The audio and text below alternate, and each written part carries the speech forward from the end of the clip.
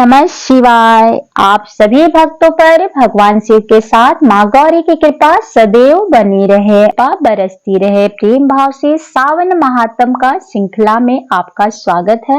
अगर आप पहली बार कथा का श्रवण कर रहे हैं तो कमेंट बॉक्स में हर हर महादेव जरूर लिखें, जिससे कि आपके और आपके पूरे परिवार पर भगवान शिव की कृपा बनी रहे। आइए आज हम सावन महात्म अध्याय 19 का श्रवण करेंगे। प्रेम भाव से कथा को पूरा सुनिएगा। पूरी कथा सुनने से संपूर्ण फल की प्राप्ति होती है। तो भगवान शिव के पूरे परिवार का ध्यान करते हुए हम कथा आरंभ करते हैं। सावन मास की दोनों पक्षों की एकादशियों के व्रतों का वर्णन तथा विष्णु पवित्रारोपण विधि। ईश्वर बोले, हे महामुने, अब मैं सावन मास में दोनों पक्षों की एकादशी तिथि को, जो कि प्रेम भाव से किया जाता है, इसका वर्णन करता हूँ। आप ध्यान पूर्वक सुनिएगा। हे वत्स, रहस्यमय अति श्रेष्ठ महान पुण्य प्रदान करने वाले तथा महापातकों का नाश करने वाला इस व्रत को मैंने किसी से नहीं कहा है।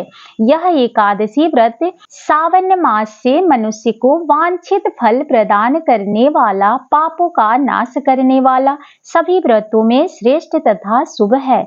इसे मैं आपसे कहूँगा, आप एकाग्रचित होकर सुनिएगा। दसवीं तिथि में प्रातः काल स्नान करके शुद्ध होकर संध्या आदि कर ले। वेद वेता, पुराण गण तथा जितेंद्रिय विप्रों से आज्ञा लेकर 16 उपचारों से देवाधिदेव भगवान का विधिवत पूजन करके इस प्रकार प्रार्थना करे, हे पुंडरीकाक्षा, मैं एकादशी को निराहार रहकर दूसरे दिन भोजन करूंगा।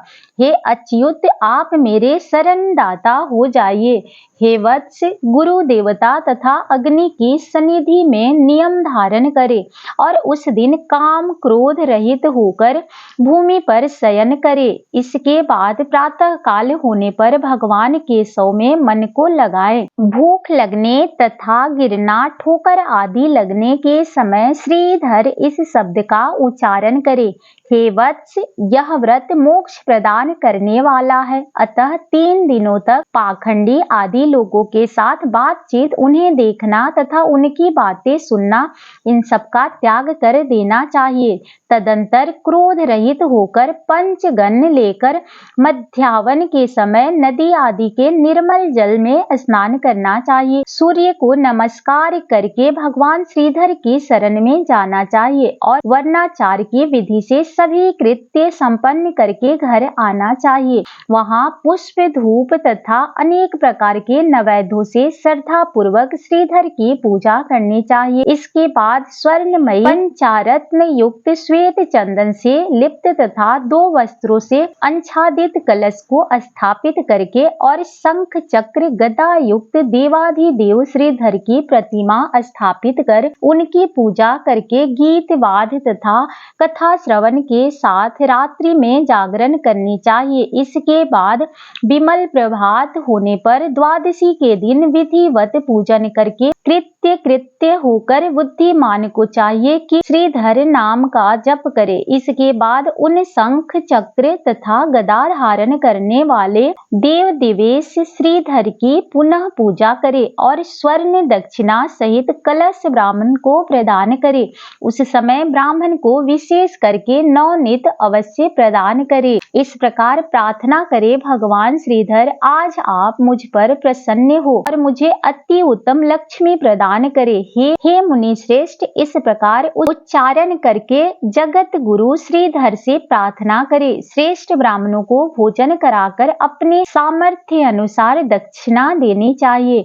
उसके बाद सेवकों आदि को भोजन करा के गायों को घास खिलाना चाहिए। इसके बाद मित्रों तथा बंधु बांधवों समेत स्वयं भोजन कर लेना चाहिए। हे संत कुमार, मैंने आपको यह सावन मास की शुक्ल पक्ष की एकादशी व्रत विधि बतला दी। इसी प्रकार कृष्ण पक्ष की एकादशी में भी करना चाहिए। दोनों व्रतों में अनुष्ठान समान होता है, केवल देवताओं के नाम में भेद है। जनार्दन, मुझ पर प्रसन्न हो, यह वाक्य बोलना चाहिए। शुक्ल एकादशी के देवता श्रीधर हैं और कृष्ण एकादशी के देवता जनार्दन है। हे संत कुमार, यह मैंने आपसे दोनों एकादशी के व्रत का वर्णन कर दिया है। इस एकादशी व्रत के समान पुण्य व्रत ना तो कभी हुआ है और ना ही कभी होगा। आपको यह व्रत गुप्त रखना चाहिए और दुष्ट हृदय वाले को नहीं प्रदान करना चाहिए।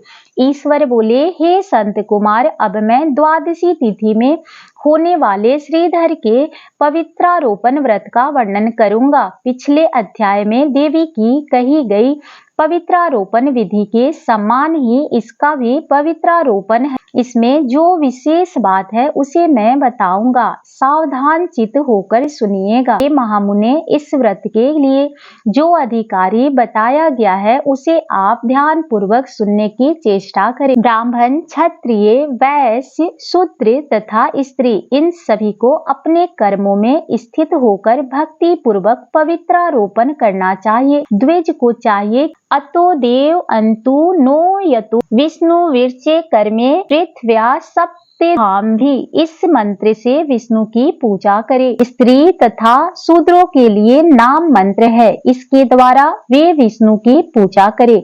इसी प्रकार द्विज कुंद्राय, इस मंत्र से भगवान शिव की पूजा करें। स्त्रियों तथा शूद्रों के लिए नाम मंत्र ही काफी है, जिसके द्वारा वे शिव जी की पूजा करें। सतयुग में मणिमय, त्रेता में स्वर्णमय और द्वापर में रेशम का और कलयुग में कपास का सूत्र पवित्र के लिए बताया गया है। सन्यासियों को शुभ मानस पवित्रारोपण करना चाहिए। बनाए गए पवित्र को सर्वप्रथम बांस की सुंदर टोकरी में रखकर शुद्ध वस्त्र से ढककर भगवान के सम्मुख रखे और इस प्रकार कहे, हे प्रभु, कृपालोप के विधान के लिए जो आपने अच्छा दान किया है, हे देव, आपकी प्रसन्नता के लिए मैं उसे करता हूँ।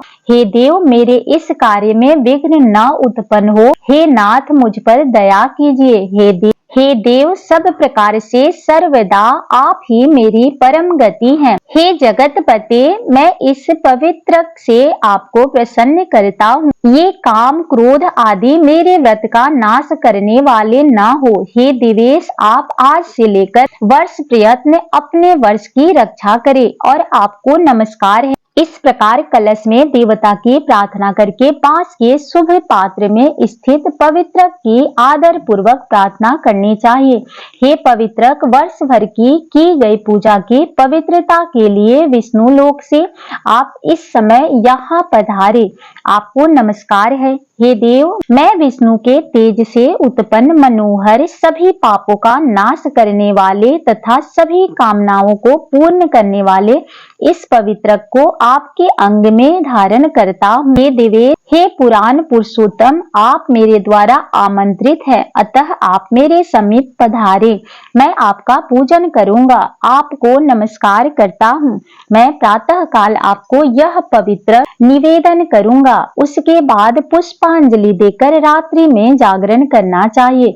एकादशी के दिन अधिवासन करे और द्वादशी के दिन प्रातः काल पूजन करे। पुनः हाथ में गंध, ध्रुवा तथा अक्षत के साथ पवित्रक लेकर ऐसा कहे, हे देवेश, आपको नमस्कार है। वर्ष प्रयत्न की गई पूजा का फल देने वाले इस पवित्रक को पवित्रीकरण हेतु आप ग्रहण कीजिए। मैंने जो भी दृष्टिकृत किया है, इसके लिए आप मुझे आज पवित्र कीजिए। हे देव, हे सुरेश्वर, आपके अनुग्रह से मैं शुद्ध हो जाऊं। इस प्रकार मूल मंत्र से संपुट इन मंत्रों के द्वारा पवित्र का अर्पण करें। उसके बाद महानैवेद्य अर्पित करके निराजन कर प्रार्थना करे और मूल मंत्र से घृत सहित खीर का अग्नि में हवन करे।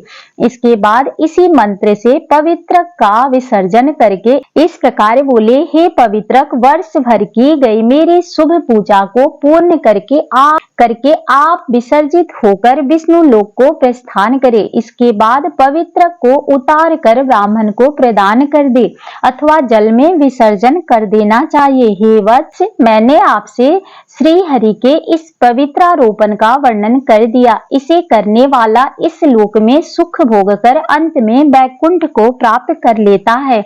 हे महामुने, इसी प्रकार से सावन माह स्कंद पुराण के अंतर्गत ईश्वर संत कुमार संवाद में सावन महात्म अध्याय 19 संपूर्ण हुआ। प्रेम भाव से बोलिए भगवान भोलेनाथ की जय। नमः पार्वती पतये हरे हरे महादेव की जय। जो भी भक्त प्रेम भाव से कथा पूरा सुनते हैं, सुनाते हैं या आप कथा पढ़ते हैं, सावन महात्म का श्रृंखला में आप सभी अगर बने हुए हैं तो आप सभी पर भगवान शिव की कृपा सदैव बनी रहे। मिलते हैं अगले दिन अगले अध्याय के साथ। तब तक के लिए आपको नमस्कार।